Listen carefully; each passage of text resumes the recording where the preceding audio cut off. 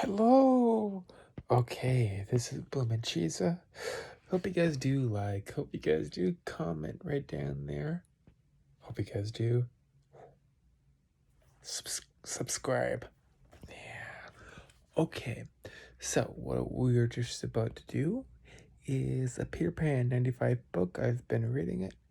This is going to be a part 6 of this book. I expect there to be about 9 parts to this reading, allowing me to read through the whole book. Hope you guys do like. It's nice to hear a book being read. Here we go.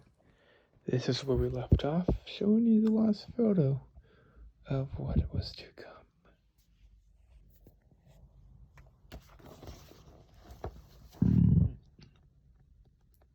On the opposite side of the island, Peter and Wendy sat on a cliff overlooking a beautiful blue lagoon. Below them, half of a dozen mermaids played in the water and laughed lazily in the rocks below a waterfall. Just imagine, Wendy mused out loud, real, live mermaids. Want to meet them? Peter asked. Oh, Peter, I'd love to, Wendy said. Then come on. Peter jumped off the rock and hopped easily down the steep face of the cliff.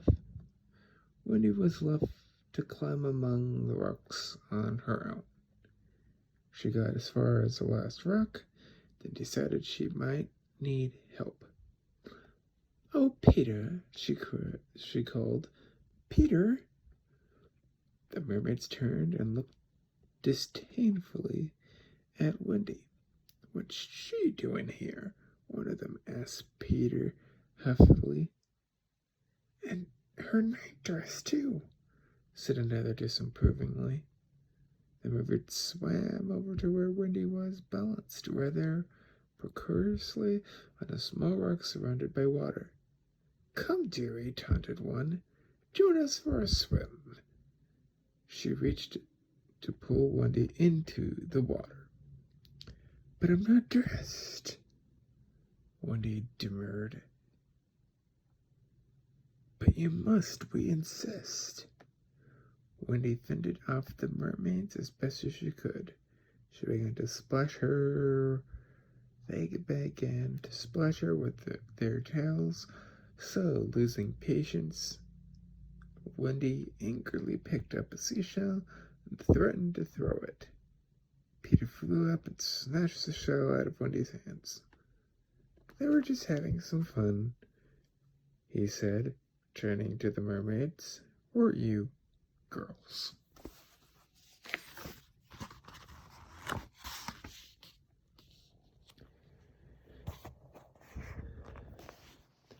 One of the mermaids nodded innocently. We were only trying to drown her. Wendy knew they'd been serious. If you think I'm going to put up with... Peter clamped his hand over her mouth. Shh, he whispered. Hold it. A ticking sound could be heard not far off.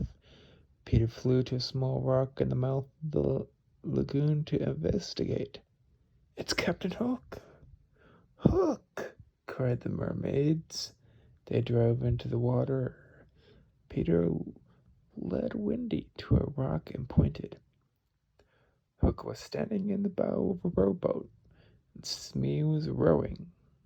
In the stern sat a beautiful Indian princess, her hands tied behind her back with a rope. The crocodile trailed after the rowboat like a shadow. Tick-tock, tick-tock. They captured Tiger Lily, Peter whispered to Wendy. Looks like they're heading for Skull Rock. Come, let's see what they're up to. Peter took Wendy by the hand and they flew to a huge hollow rock in the shape of a skull. Inside Skull Rock, they perched on a ledge high above the pool where Hook and Smee were steering their boat.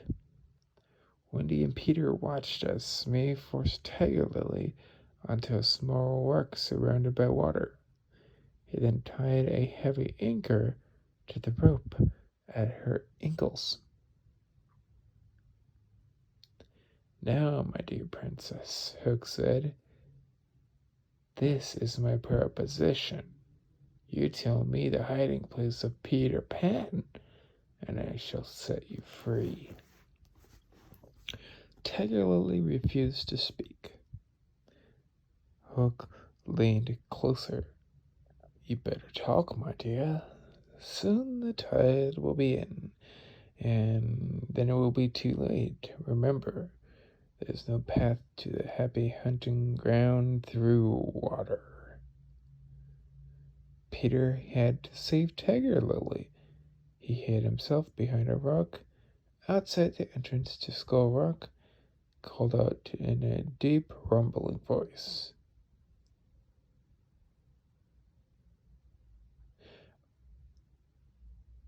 "Montoya, great spirit of the mighty sea water, speak, beware."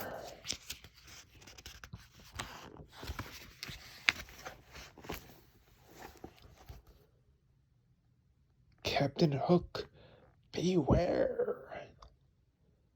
"Did you hear that, Smee?" asked startled Captain Hook. Smee was trembling like a leaf. "It's an evil spirit," he said. Hook was suspicious. He drew out his long sword. "Stay here while I have a look around," he told Smee. Hook climbed gingerly towards the outer rocks to find the so-called spirit. Meanwhile, Peter slipped back inside the Skull Rock and kept his hat against his mouth. "Mr. Smee," he initiated in the voice of Captain Hook. Yes, replied the surprised mate. "Release the princess and take her back to her people." "But, Captain," muttered Smee. "Those are my orders," echoed the stern voice of Captain Hook. Smee did as he was told and untied Tiger Lily. "Well, at least the captain's come to his senses," he muttered to himself. "Told them all along the Indians wouldn't betray Peter Pan." Outside the cave, Cap was astounded to find Smee calmly rowing back to the ship with Tiger Lily. "And just what do you think you're doing?" he inquired blandly. "Carrying out your orders," answered a bewildered Smee. "My orders?" repeated Hook, gave the boat an angry kick. "Put her back, you blithering idiot!" Smee obliged and rowed back into Skull Rock, mumbling all the while. But no sooner had Smee tied up Tiger Lily for a second time than again came the captain's voice. "Just what do you think you're doing?" "Putting her back just as you said," says Smee witheringly. "I said nothing of the sort," roared the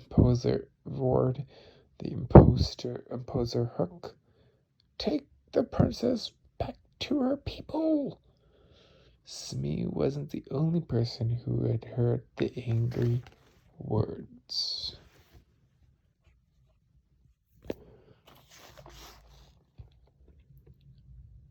Hook had heard them as well and instantly realized what was happening. It's that blasted Pan, Hook told himself, trying to make a fool of me again. Hook began to climb quietly towards the voice. Meanwhile, Peter was having a great deal of fun at Smee's expense. "And one more thing," he shouted in Hook's voice, "when you return to the sheep, tell the whole crew to help themselves to my best rum." Little did Peter know that the pirate captain had sneaked up behind him, his silver hook raised high, ready to strike. Luckily, Wendy caught sight of him. "Peter!" cried Wendy as Hook climbed out above the ledge. Peter ducked as the hook swung down, pinning his head to the rock. "Scurvy brat!" Hook swore as the Peter darted up and down and around. Hook brandished his long sword and shouted, "Come down, boy, if you have a taste of cold steel." Not want to shrink a challenge. Peter found himself locked in a duel with the pirate captain on the thin cliff high above the water. Back and forth they went, Hook slashing with his sword, Peter defending with his dagger. "Give it to him, Captain," yelled Smee. "Clave him to the brisket." Knife and sword blades clinked loudly as the duel raged on. Hook lunged repeatedly, but Peter skipped back and parried.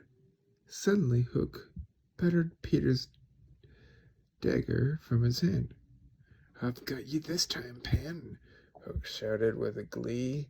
Peter smiled. Hook had involuntarily stepped off the ledge into midair and only just realized it. "Ah!" Hook screamed as he managed to catch the hold of the rock with his hook. Well, well," Peter chuckled, alighting the rocks above. "A codfish on a hook."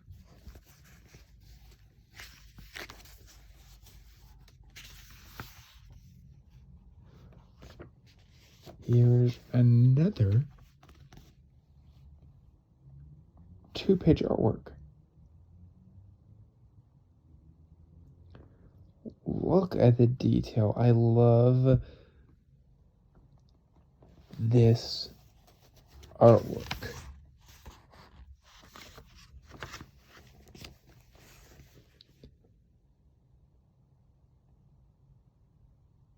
"I'll get you for this," Hook swore. "If it's the last thing I do."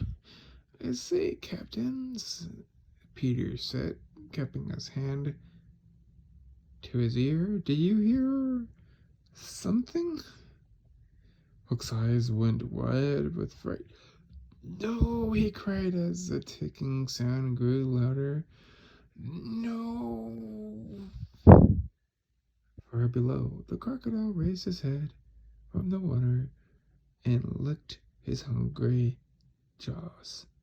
"Oh, Mr. Crocodile," Peter sang out and waved, "do you like codfish?" Hope you guys do like. Hope you guys do subscribe. Hope you guys do comment. Bloom and Cheese out of here.